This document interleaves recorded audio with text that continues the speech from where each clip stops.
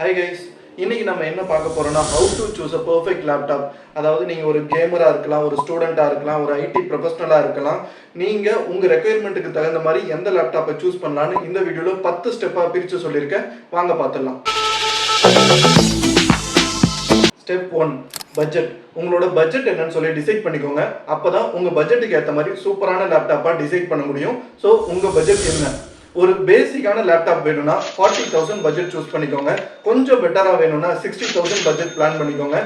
இல்ல இன்னும் சூப்பரான லேப்டாப் வேணும் அப்படின்னா 60,000 மேல எவ்வளவு வேணா போலாம். அது உங்களோட பட்ஜெட்டை பொறுத்தது. Step 2 operating system.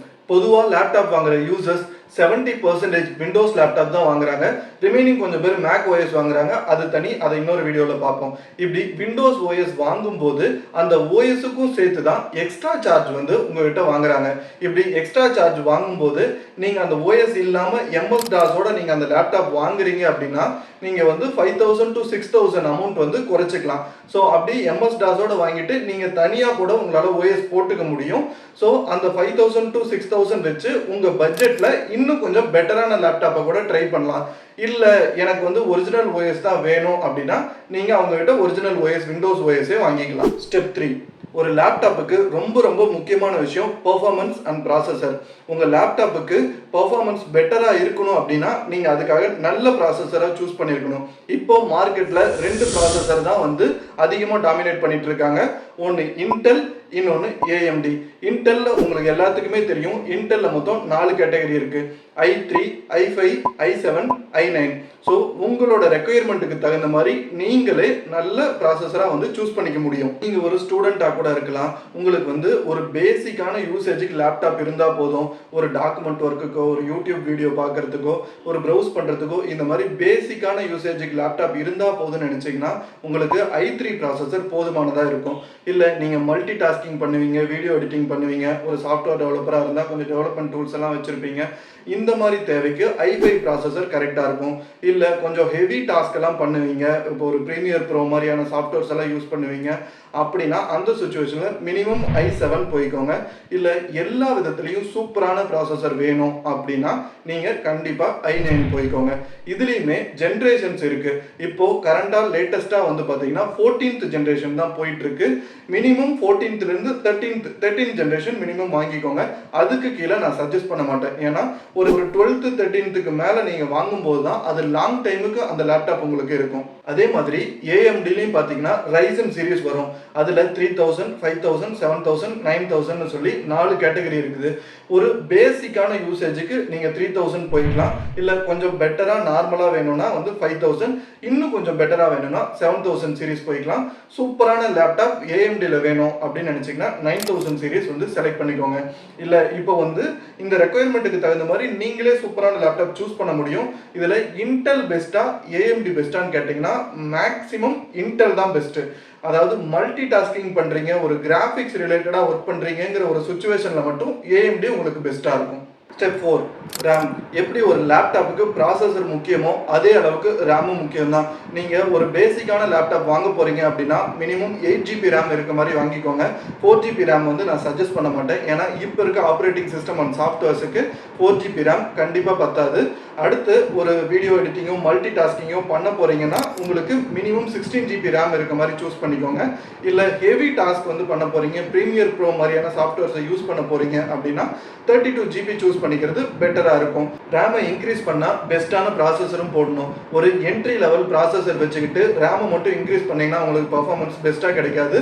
So higher and ரேமும் பெஸ்ட்டான ப்ராசஸரும் போட்டிங்கன்னா உங்களுக்கு நல்ல பர்ஃபார்மன்ஸ் கிடைக்கும். Step 5 graphics card. நீங்கள் ஒரு பேசிக்கான யூஸராக இருந்தீங்கன்னா தனியாக கிராஃபிக்ஸ் கார்டு தேவைப்படாது. லேப்டாப்லேயே இன்பில்டாக இருக்க கிராஃபிக்ஸ் கார்டு போதுமானது. இல்லை நீங்கள் நிறைய மல்டிமீடியா ஒர்க் பண்ணுவீங்க, ஹை எண்டில் வந்து வீடியோ எடிட்டிங்லாம் பண்ணுவீங்க அப்படின்னா உங்களுக்கு டெடிக்கேட்டடாக ஒரு கிராஃபிக்ஸ் கார்டு இருக்க மாதிரி சூஸ் பண்ணிக்கோங்க. அது பெட்டராக இருக்கும். இப்போ மார்க்கெட்டில் 2 கிராஃபிக்ஸ் கார்டு தான். ஒன்று ஏஎம்டி, இன்னொன்று வந்து என்விடியா. இதுலேயும் நீங்கள் என்விடியா சூஸ் பண்ணிங்கன்னா உங்களுக்கு பெட்டராக இருக்கும். ஸோ அதில் எவ்வளோ கிராஃபிக்ஸ் கொடுக்குறாங்க, எத்தனை ஜிபி கொடுக்குறாங்கன்னு சொல்லி பார்த்து சூஸ் பண்ணிங்கன்னா உங்களுக்கு மல்டிமீடியா ஒர்க்ஸுக்கு பெஸ்ட்டாக இருக்கும். Step 6 storage. இப்போ ஸ்டோரேஜ்னு பார்க்கும்போது இன்னும் நிறைய லேப்டாப்ஸ் வந்து வெறும் ஹார்ட் டிஸ்கை மட்டுமே வச்சு சேல் பண்ணிட்டு இருக்காங்க. இப்போ நிறைய எஸ்எஸ்டியில் வந்துட்டு இருக்கு. நீங்க ஃபுல்லா எஸ்எஸ்டியில் வாங்குறது பெட்டரா இருக்கும். உங்களால ஃபுல்லா எஸ்எஸ்டியில் வாங்க முடியலனாலும் மினிமம் சி டிரைவ் யூஸ் பண்ற அளவுக்காவது ஒரு 256 GB யூஸ் பண்ற அளவுக்காவது எஸ்எஸ்டியில் வாங்கிக்கோங்க. உங்களுக்கு பட்ஜெட் பிரச்சனை இல்லை அப்படின்னா ஃபுல்லாவே 1 TB ஆர் 2 TB ஃபுல்லாவே எஸ்எஸ்டியில் வாங்கிக்கோங்க.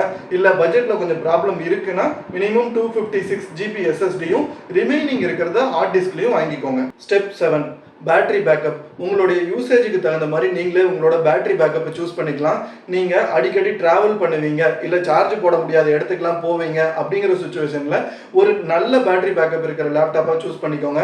இல்லை இது வீட்டு யூசேஜ் தான், இல்லை ஆஃபீஸ் யூசேஜ் தான் அந்த லேப்டாப் அப்படிங்கிற ஒரு சுச்சுவேஷனில் எங்கே போனாலும் லேப்டாப்புக்கு சார்ஜ் போட்டுக்கலாம் அப்படின்னா நீங்கள் வந்து ஒரு டீசெண்டான பேட்டரி பேக்கப் இருக்கிற ஒரு லேப்டாப்பாக சூஸ் பண்ணிக்கலாம்.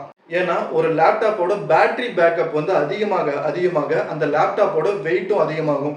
ஏன் நம்ம லேப்டாப்போட வெயிட்டை கன்சிடர் பண்ணணும் அப்படின்னா ஒரு டிராவல் பண்ணுறவங்களுக்கு லேப்டாப்போட வெயிட் கம்மியாக அது யூஸ் பண்ண ஈஸியாக இருக்கும். டிராவல் பண்ணும்போது எடுத்துகிட்டு போகவும் ஈஸியாக இருக்கும். ஒரு நார்மலான லேப்டாப்போட வெயிட் எவ்வளோன்னு பார்த்தீங்கன்னா 1.5 kgலேருந்து 2 kg வரைக்கும். பிலோ 1.5 kg பார்த்தீங்கன்னா அல்ட்ரா ஸ்லிம்மாக இருக்கும். எபோவ் 2 kg பார்த்தீங்கன்னா அதை யூஸ் பண்ணவும் அதை எடுத்துகிட்டு போகவும் வந்து கஷ்டமாக இருக்கும். அப்படியே அந்த லேப்டாப்ல என்னென்ன போர்ட் இருக்குன்னு பார்த்துக்கோங்க. எத்தனை USB போர்ட் இருக்கு, HDMI போர்ட் இருக்கா, இல்லை C டைப் சார்ஜிங் போர்ட் இருக்கா இல்லையான்னு பார்த்துக்கோங்க. ஏன்னா இப்போ வர லேப்டாப் எல்லாமே C டைப் சார்ஜிங் போர்ட்ல தான் வருது. Step 8 speakers and camera. நீங்கள் வாங்குற லேப்டாப்புக்கு ஸ்பீக்கர் எந்த அளவுக்கு கொடுத்துருக்காங்க, அதோட ஆடியோ குவாலிட்டி எப்படி இருக்குது, எந்த அளவுக்கு வந்து கிளியராக கேட்க முடியுது அப்படின்னு சொல்லி பார்த்துக்கோங்க.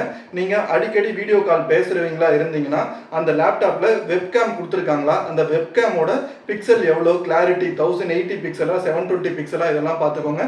மினிமம் 1080 பிக்சல் இருக்கிற வெப்கேம் இருக்கிற ஒரு லேப்டாப்பை சூஸ் பண்ணிக்கோங்க. அது போக இப்போ இருக்க லேப்டாப்பில் எல்லாத்துலேயும் செக்யூரிட்டிக்காக ஃபிங்கர் பிரிண்ட் கொடுத்துருக்காங்க. நீங்கள் உங்களுக்கு தேவைப்பட்டதுன்னா நீங்கள் வாங்குற லேப்டாப்பில் ஃபிங்கர் பிரிண்ட் இருக்கிற மாதிரி பார்த்துக்கோங்க. Step 9 display. இன்னுமே நிறைய லேப்டாப் கம்பெனிஸ் வந்து பார்த்தீங்கன்னா வெறும் HD டிஸ்பிளேயோட சேல் பண்ணிட்டு இருக்காங்க. இப்போ எந்த அளவுக்கு டிஸ்பிளே வாங்கணும்னு கேட்டிங்கன்னா மினிமம் ஃபுல் HD 1080 பிக்சல் இருக்கிற டிஸ்பிளே வாங்கினா பெட்டராக இருக்கும். அதுவும் எந்த அளவுக்கு வந்து கிளாரிட்டி இருக்குது, அவுட்டோரில் பிரைட்னஸ் எவ்வளோ இருக்குன்னு சொல்லி செக் பண்ணிக்கிறது பெட்டராக இருக்கும். அதுக்கப்புறம் லேப்டாப்போட சைஸ், டிஸ்பிளே சைஸ் எவ்வளோ இருக்கணும்னு கேட்டிங்கன்னா மினிமம் 14 inch இருக்கணும். ஒரு நார்மலான சைஸ்னா 14 to 16 இருக்கலாம். நீங்கள் உங்களோட தேவைக்கு தகுந்த மாதிரி பெரிய ஸ்க்ரீன் கூட வாங்கலாம். ஆனால் பெரிய ஸ்க்ரீன் வாங்கினீங்கன்னா ட்ராவல் பண்ணும்போது கொண்டு போக கஷ்டமாக இருக்கும். ஸோ நார்மலான 14 to 16 வாங்கிக்கோங்க. அது எப்போவுமே பெஸ்ட்டு சாய்ஸாக இருக்கும். Step 10 warranty and service availability. நீங்கள் வாங்க போகிற லேப்டாப்புக்கு என்னென்ன வாரண்டி இருக்குன்னு சூஸ் பண்ணிக்கோங்க. பெரும்பாலும் லேப்டாப்புக்கு 1 year வாரண்டி கொடுப்பாங்க. ஒரு சில ஸ்பேர் பார்ட்ஸுக்கு மட்டும் 6 month வாரண்டி கொடுப்பாங்க. ஸோ உங்களுக்கு எக்ஸ்ட்ரா வாரண்டி வேணும்னா அதோட அடிஷ்னல் வாரண்டியும் அந்த லேப்டாப்பில் உங்களால் போட்டுக்க முடியும். நீங்கள் வாங்க போகிற லேப்டாப்புக்கு எந்த அளவுக்கு சர்வீஸ் சென்டர் இருக்குன்னு செக் பண்ணிக்கணும். அதையும் நம்ம கன்சிடர் பண்ண வேண்டிய முக்கியமான ஃபேக்டர் தான். ஏன்னா ஒரு சில லேப்டாப்புக்கு நீங்கள் சர்வீஸ் புக் பண்ணீங்கன்னா உங்கள் வீட்டுக்கே வந்து சர்வீஸ் வந்து பண்ணி கொடுத்துருவாங்க. ஸோ சர்வீஸ் அவைலபிலிட்டி, உங்களோட கன்வீனியன்ட், இது எல்லாத்தையும் பொறுத்து ஒரு பெஸ்ட்டான பிராண்டாக சூஸ் பண்ணீங்கன்னா உங்களுக்கு யூஸ்ஃபுல்லாக இருக்கும். ஸோ ஒரு லேப்டாப் வாங்கணும்னா இவ்வளோ விஷயம் இருக்குது. இது எல்லாத்தையும் லிஸ்ட் அவுட் பண்ணி கரெக்டான லேப்டாப்பை சூஸ் பண்ணுங்கள். இது போல் நிறைய இன்ஃபர்மேஷனான வீடியோஸ் வேணும் அப்படின்னா நம்ம சேனலை சப்ஸ்கிரைப் பண்ணிக்கோங்க. தேங்க்யூ, பாய்.